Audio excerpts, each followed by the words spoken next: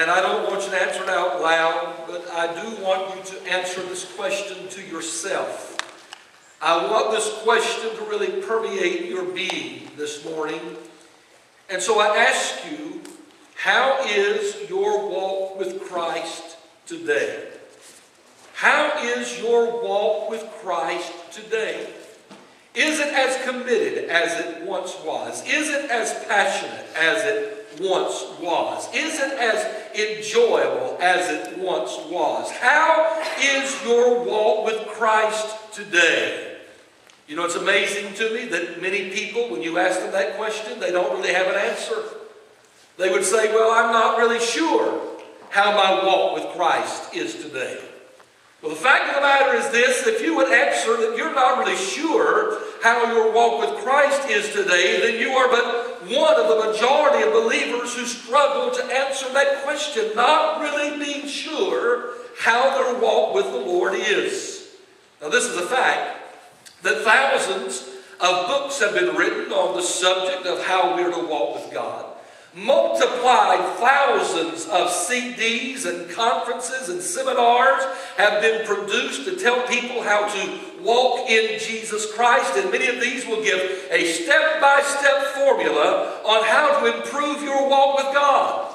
However, after you've read the books and after you've been to the seminars and after you've listened to the CDs or watched the DVDs, many believers are still left with questions or left confused on how it is that they are to walk in Christ Jesus.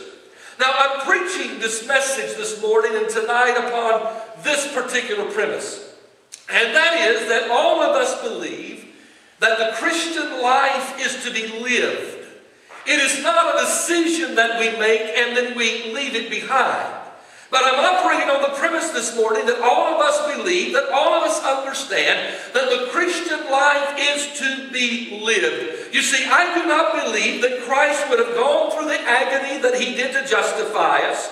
I do not believe he would have gone through the trial in which he did to reconcile us. I don't believe he would have gone through all the pain that he did to bring us perfect forgiveness and to take away our condemnation, just so that we can remain neutral in our life or non-responsive to him.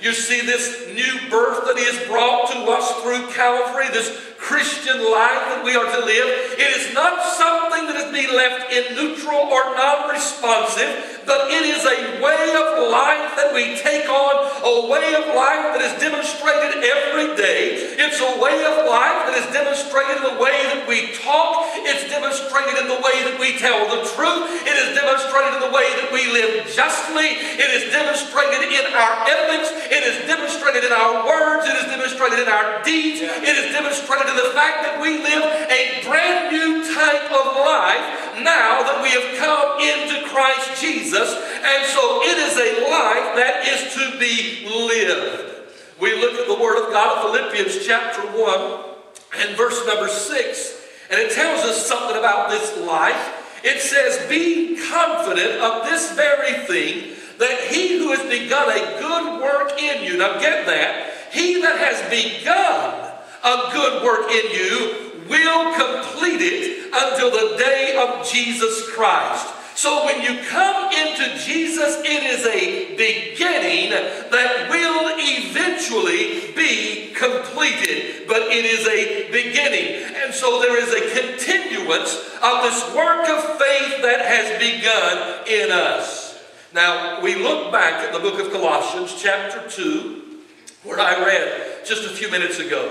And there were in that day, as there is in this day, many false teachers. And during the birth of the church and the early growth of the church, false teachers were rampant. And the Colossian church that we read about here, they were dealing with a very shrewd group of false teachers who came to pervert the pure gospel of Jesus Christ, and they argued against the pure faith. And the Colossians were hearing so many of these false teachings that they were getting confused as to what they should believe. And so Paul wrote a letter to them about the simplicity of the faith, and he warned them about three things. And I want you to understand, these three things about which Paul warned them are things about which I warn you on a continual basis. Number one, he warned them to beware of cunning philosophies. He tried to let them know Christianity is not a philosophical belief that includes many things, but it is a pure faith in Jesus Christ.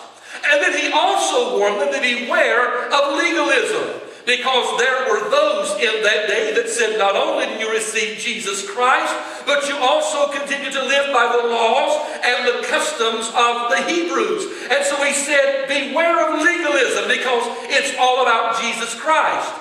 And then he also told them, you've got to beware of another group, and that is the group that tells you that you can be in Christ and still live like the world and be carnal. And so in his letter, he said there's three things you've got to be aware of. You've got to stay away from cunning philosophies, you've got to stay away from legalism, and you've got to stay away from carnality and still say that you are in the flesh or in the faith.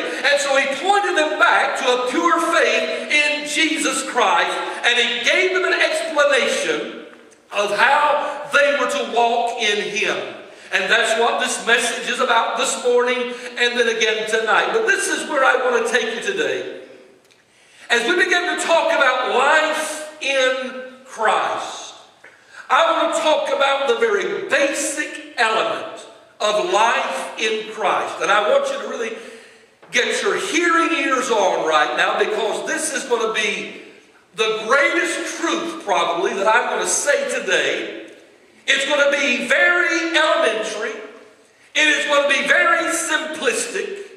And yet it is being missed by multiplied millions of churchgoers today. And here it is, life in Christ. To have life in Christ, to walk in Christ, you must begin a life in